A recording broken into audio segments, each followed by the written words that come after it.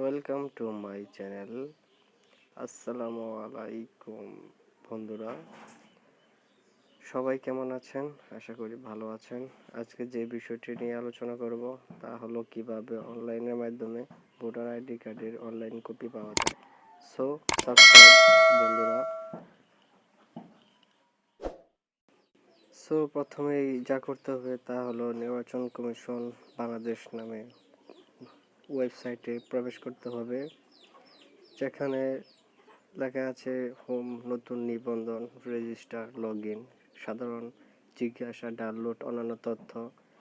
এখানে অন্যান্য তথ্য এই জায়গায় ক্লিক করে ভোটার তথ্য ক্লিক করতে হবে।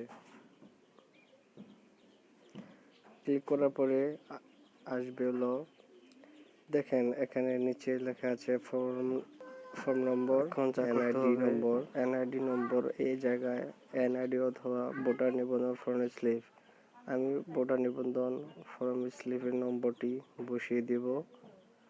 বসিয়ে দিলাম। তারপর নিচে দেখা যায় এখানে লেখা যে জন্ম তারিখ। এই জায়গায় আপনি আপনার জন্ম তারিখের ডেট বা আপনার জন্ম সাল কত তা বসাতে হবে, কি মাসে জন্ম আপনার সেটা বসাতে হবে।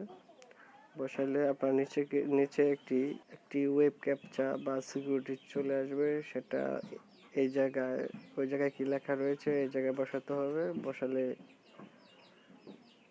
আপনাকে যা করতে হবে, ভোটার তথ্য নামক অপশনে ক্লিক করতে হবে। ক্লিক করলে নিচে চলে আসবে ভোটারের তথ্য।